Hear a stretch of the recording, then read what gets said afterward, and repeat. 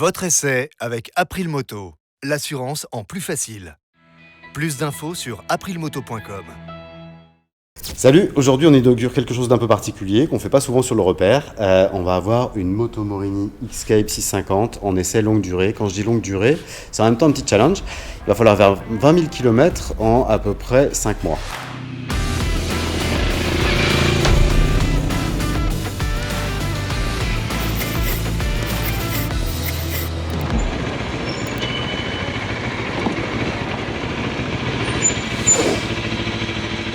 Salut, on fait le bilan maintenant des 16 000 km, donc c'est le deuxième épisode de l'essai de la moto Morini. J'espère que vous avez vu le premier. Et là on est chez Antoine. Antoine, c'est lui. À l'atelier du roule toujours. L'atelier du roule toujours, c'est de la BM, hein, évidemment, ça c'est un peu... c'est pas la spécialité. Français de la BMW. Donc là on est entouré de BMW et il y a la moto Morini qui trône, sino-italienne. Et Antoine a essayé la moto. C'est la première moto Morini que tu essayes ?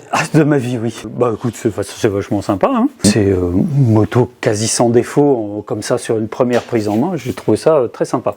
Rémi trouve qu'il y a un creux à mi-régime, mais je ne l'ai pas senti. Donc Rémi, c'est un des mécaniciens de l'atelier du roule qu'il a essayé aussi. Tout le monde l'essaye. Hein. Et non, franchement, très agréable. De la longe. Rémi trouve aussi qu'elle tire trop long, mais moi je trouve que c'est plutôt agréable. Et pour un 650, franchement... Parce que moi j'avais dit dans le premier épisode que je trouve que ce moteur est pas très agréable. Et qu'est-ce que tu lui reproches ? Il cogne un peu. Alors toi t'avais pas le même ressenti parce que tu essayes plus des trails monocylindres ? Ouais. Par rapport au mono, oui, ça, j'ai rien senti du tout. Puis j'étais un peu au-dessus du régime où ça cogne. Non, mais c'est bien d'avoir ton retour aussi. Ça tempère un peu ce que j'ai pu dire sur ce moteur. Parce que moi, j'ai dit que c'était le seul défaut. Mais il y a une chose que tu m'as dite et que je trouve importante, surtout quand tu es spécialiste BMW. Tu m'as dit, en prix, c'est imbattable. Alors, je rappelle qu'elle est à 8 400 € tout équipée. Là, je parle vraiment de la 650. On sait que la X-Cape sort en 700 là en 2025, mais elle sera pas beaucoup plus chère. L'équipement, tu regardes l'écran, l'écran TFT, là, c'est magnifique. Les BM, faut attendre les 1250 pour avoir le même, j'ai l'impression. Non, franchement, bien équipé. Bon, 3 disques, ça c'est le standard. Bien suspendu aussi. Toi, tu disais qu'elle s'était un peu affaissée. Alors voilà, j'en viens un petit peu à ce qui s'est passé entre les 3000 km qui était mon dernier épisode et puis les 16 000 là. Donc ça fait, si je compte bien, 13 000 km que j'ai fait entre deux. Et c'est vrai que la fourche qui se tenait plutôt bien au départ, là maintenant quand je freine, enfin surtout sur les gros transferts en fait, elle a tendance à s'enfoncer un peu. Alors est-ce qu'à 20 000 km c'est naturel de vidanger une fourche ? Ah bah oui. Parce que je suis pas sûr que tout le monde le fasse. Surtout une fourche inversée, c'est ultra chiant à faire, mais l'huile finit quand même par se dénaturer. Je pense que tu retrouveras probablement les spécifications du départ. Mais c'est très agréable pour passer les dodanes, par contre. Alors, en revanche, ouais.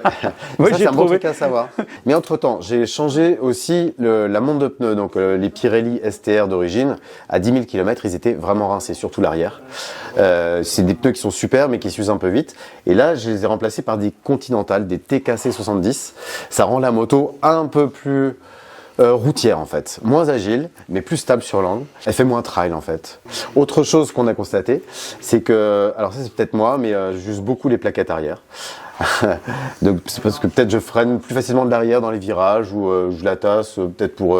parce que je suis petit en fait, et puis pour mettre le pied au sol. Sinon, en termes de désagréments, on va dire, et d'éventuelles petites pannes, pas vraiment mécaniques, mais je vais envoyer un moteur. Ça fait toujours flipper en fait sur les motos modernes. On voit envoyer un moteur, tout de suite je me dis c'est grave, il faut s'arrêter et tout. Donc je suis allé chez le concessionnaire Hors Motors, qui a branché la prise diagnostique et qui a pas été étonné du tout, parce qu'il y a une campagne de rappel sur les bobines crayons, donc l'allumage sur ces motos-là, et qui m'a dit ça met pas la moto en panne, c'est-à-dire que tu vas pas te retrouver sur le bord de la route. Voilà, sauf que c'est vrai que pendant 5000 km, moi j'ai roulé, le voyant s'était éteint, il s'est rallumé un moment, puis il s'est éteint après, assez mystérieux. Mais là, quand on est parti ce week-end... On se mettait en route pour le retour, et là, tu me dis, je suis en panne. Alors, qu'est-ce qui t'arrive ? T'es en panne de... on sait pas quoi. En panne d'allumage, a priori. Ouais, en Normandie. En pas d'allumage. Ok, pas d'allumage. Trop de vent. En pleine tempête. Ouais. Et ben là, donc, elle tournait sur un cylindre au ralenti. Donc, Exactement. évidemment, bobine crayon à nouveau. Et là, il n'y a pas de solution, quoi. C'est totalement inaccessible. on les voit même pas. Non, il flottait. Que faire? Ouais. Mais dans les tours, ça fonctionnait. Donc, effectivement, on n'était pas loin de se dire que l'on allait appeler l'assistance. Et je me suis dit, non, elle va rentrer quand même. Et puis, c'est de la sorcellerie, en fait. Parce que... Elle marchait dans les tours. Après, t'avais pas besoin du ralenti, finalement, sur la route. Plus on a avancé, et mieux elle marchait. Elle s'est auto-réparée. Voilà, à part ce souci de bobine crayon, mais il y a une campagne de rappel Moto Morini. Alors, je précise aussi qu'il y a eu plusieurs campagnes de rappel, quand même. Moi, sur ce modèle-là, j'en ai eu une. C'était la boîte à air. Parce qu'en fait, il y avait un problème de conception de la boîte à air qui faisait qu'il y avait de la merde qui rentrait. Ils ont changé ça. Il y a une durée d'essence, moi je ne l'ai pas eu. Il y a cette bobine crayon. Dans l'ensemble, c'est quand même pas des grosses galères, quoi. C'est-à-dire que petites erreurs de jeunesse, quoi. C'est souvent, c'est toi qui fais, c'est des essayeurs comme toi qui font que les motos progressent. BM, ils sont spécialistes de ça. Sinon, voilà, pas d'autres ennuis. En revanche, le kitchen à 15 000 km, il donnait des signes de fatigue extrêmes. Et donc tu l'as changé. Donc là, maintenant, il est changé, mais ça fait un peu tôt, non? Bah oui, puis il faudra déjà penser à le retendre, parce que et le graisser un petit peu. Peut-être que c'est ce week-end qui a été exactement, je l'avais graissé avant qu'on parte. Ouais, donc un kitchen qui fait 15 000 km. Ça devait être un kitchen bas de gamme, je pense. Ouais, dans les mondes d'origine.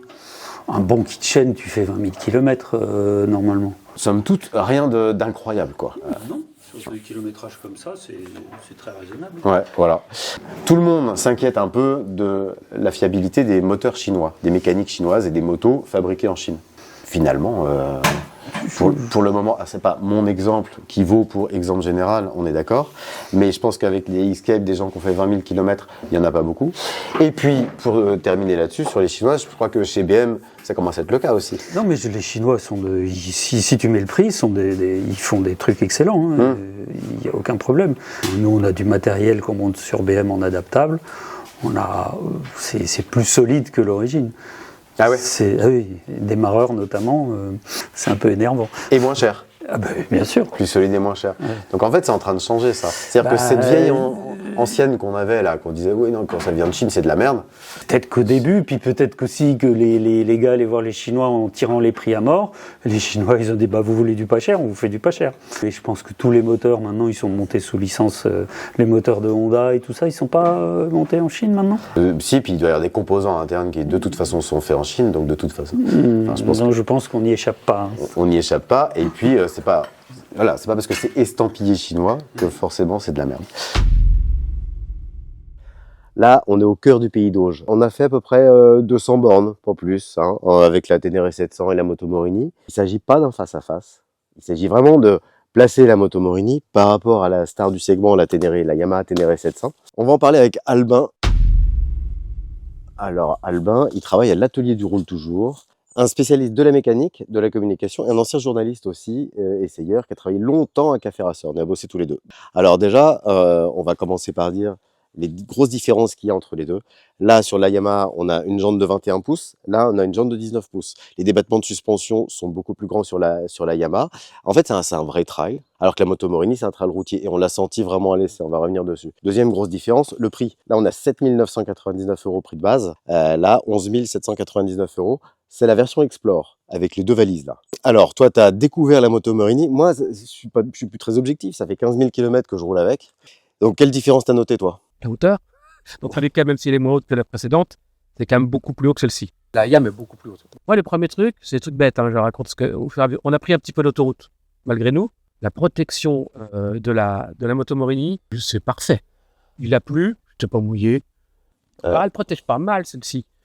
Parce qu'il y a quand même, ça fonctionne, mais ta Moto Morini, elle protège vraiment bien. Ouais, et ça confirme en fait que ça, c'est plus un trail routier. Elle protège bien au niveau du carénage aussi. Plus que là, encore une fois, comme on est sur un vrai trail, là, la Morini en a plus de protection, là, on en a moins. D'ensemble, pas uniquement au niveau de la bulle. Ouais. En termes de confort, moi, je trouve que la selle de la Moto Morini est plus confortable que la selle de la Yamaha. Mais en termes de suspension, celles de la Yamaha sont plus confortables que celles de la Moto Morini. Hier soir, en rentrant, j'ai passé les doudanes un peu vite pour voir, à genre 100.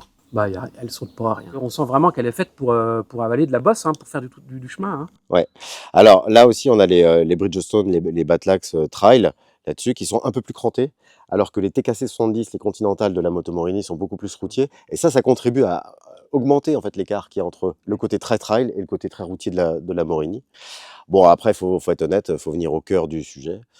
C'est le moteur. Le moteur de la Moto Morini, moi je m'y suis fait, j'ai déjà parlé du fait que je le trouve pas exaltant du tout, et quand on le compare avec la Ténéré, ça se confirme, mais largement quoi. La Ténéré 700, je trouve que le moteur est extrêmement efficace, peut-être trop efficace, trop lisse, un peu chiant. Ouais, alors exact. Tu m'as dit, il se comporte comme un 4 cylindres. Ouais, on dirait 4 cylindres. C'est le CP2, hein, c'est le Twin 700 de chez Yamaha qu'on connaît sur la MT-07, et il reprend à 2500 tours, il monte jusqu'à 7-8 000 tours. Et entre-temps, il se passe rien. Mais par contre, c'est rond, c'est efficace, ça reprend tout le temps. Pas de surprise. Je pense qu'il y a plein de gens qui sont contents de ne pas avoir de surprise avec le moteur. La fiabilité aussi. Le fait qu'il n'y ait pas d'à-coup, pas de bruit, tu te dis, oh, ça doit être incassable. C'est l'impression que ça donne. Ouais.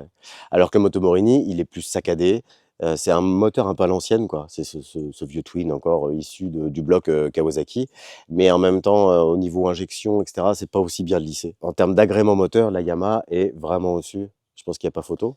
D'un autre côté, j'ai bien aimé son côté quand elle hurle un peu. Quand on tire dessus, on entend la boîte à air. Oh, c'est rigolo aussi. Ouais, elle pilonne un peu, à un moment il se passe quelque chose. Au moins, enfin, on a des retours, quoi. Alors que là, c'est impeccable. Mais l'efficacité est redoutable, elle l'est moins là. Là, quand on descend dessous de 3000 tours, ça cogne, ça tape un peu. Ça fait plus à l'ancienne, quoi. Après, en termes de comportement routier, je trouve que la Moto Morini, encore une fois, est plus stable, un peu plus précise. En revanche, l'agilité, là, et le côté amusant du trail, le côté frétillant, c'est plus sur la Ténéré. Ouais. J'aime bien le côté trail. J'aime bien aller dans les chemins. Et je me dis qu'avec celle-ci, je peux à la fois faire du voyage, c'est ce qu'on raconte toujours sur les trails, tu peux voyager et en même temps prendre un chemin. Celle-ci, tu peux vraiment prendre un chemin. Je te dis ça parce que à l'époque, l'ancien modèle, qui n'est pas si ancien, j'ai fait des sauts, des trucs pour des photos. La fourche, elle encaisse tout, on peut faire le con avec. Vraiment bluffant à ce niveau-là, qui pas si lourde finalement. Non.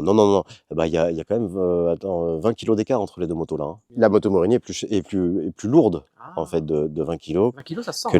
Ça se sent. Et puis je pense qu'ils sont mieux répartis aussi. Alors il y a 20 kilos de moins et ils sont mieux répartis sur la Ténéré. Dernier point que je voudrais aborder, et là ça fait que je trouve que la balance s'équilibre un peu en termes d'équipement de série.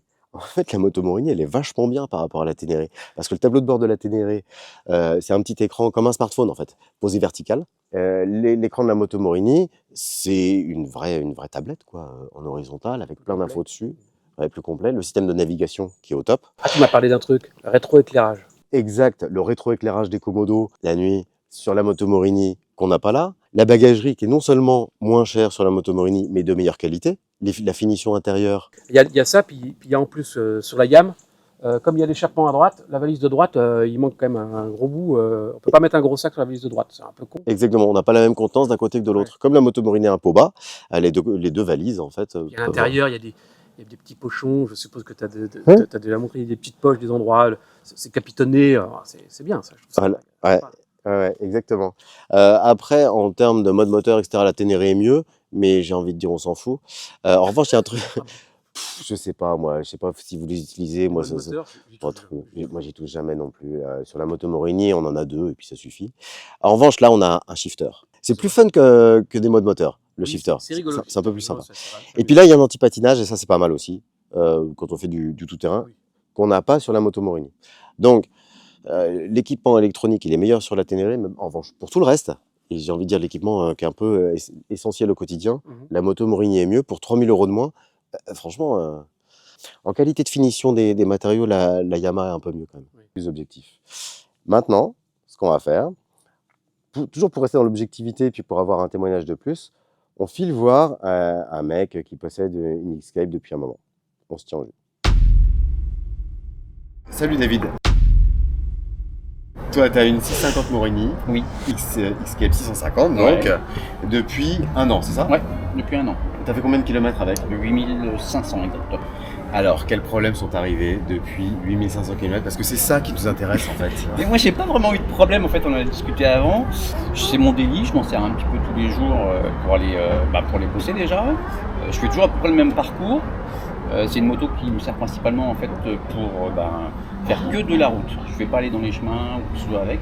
Ouais, parce que toi, t'es un petit peu tout terrain quand même. T'as un Oui, 350 oui, oui. DR, Oui, t'as c'est fait la ça. virée au Maroc avec Orion.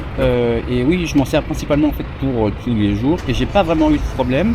La moto, elle démarre tous les jours. Elle est au chaud dans mon garage, elle est au chaud au bureau. Pour moi, c'est le délit parfait, quoi. Voilà. C'est facile à emmener. Et pourquoi t'as choisi cette moto-là? Alors pourquoi j'ai choisi cette moto-là? En fait, j'ai essayé chez Orion. Et puis ça m'a bien plu. Et puis c'est une moto avec un prix contenu. C'est un moteur qui est connu, donc qui est fiable. Voilà. J'ai une autre italienne. Donc, Ouais, une Ducati 900 SS, c'est encourageux. donc je revenais avec une italienne, je trouvais ça sympa. Tous les commodos c'est facile, le tableau de bord c'est facile, enfin c'est une moto qui est facile tous les jours. Moi je voulais quelque chose de très très simple et que je ne sois pas embêté et que je vienne la poser là et qu'il me prête une autre, enfin voilà. Et donc c'était la moto idéale pour moi pour mon quotidien. D'accord, mais par exemple une Ténéré 700, pour la nouvelle Transalp. C'est pas le même prix hein. Donc c'est un tarif aussi que t'as pris. Ah oui, il y a le tarif aussi qui joue aussi. Tu connaissais la concession? Oui, je connaissais la concession, j'ai regardé le réseau. Comme je te l'ai dit tout à l'heure, la fiabilité du moteur, on sait d'où vient ce bloc. On est un peu tranquille là-dessus. Non, ça m'a pas rebuté dessus. Et puis, c'est une marque qui est, je pense, pour moi, en devenir. On a vu, là, on a tous regardé un peu le salon à travers quelques vidéos. On voit qu'il y a quand même une nouvelle X-Cap qui va arriver bientôt. La 1200. La 1200, voilà. Ils ont aussi remanié celle-ci, je crois. Ouais, carrément, La 700. Voilà. Il y a la Calibro qui est là aussi, qui est sympa. Enfin, ils ont plein de modèles, tu vois. Mais, non, pas du tout. Ok. Et dernière question, le look?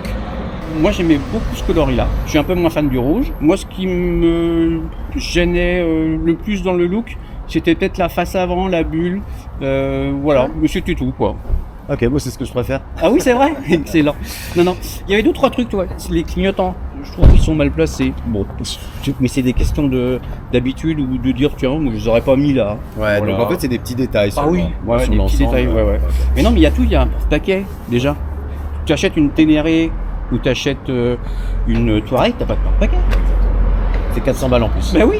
Il y a des Au trucs niveau comme ça. équipement, la moto Morini elle est bien. Ouais. Et t'as changé tes pneus à quel kilométrage? Pas encore. Non, je les ai pas encore changés. C'est des Si, Pirelli STR. Des Pirelli STR, voilà, ça tient bien. Ça, je suis étonné de la tenue de ce produit. Et puis voilà, il y a des jantes à rayons. Alors moi j'aime bien les jantes à rayons. Ouais. Voilà. Il faut qu'il y ait des jantes à rayons.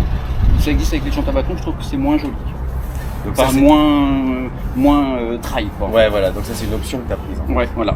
Ok David, bah écoute, merci beaucoup pour ton témoignage. Ben, je t'en prie, c'était un Cool. plaisir.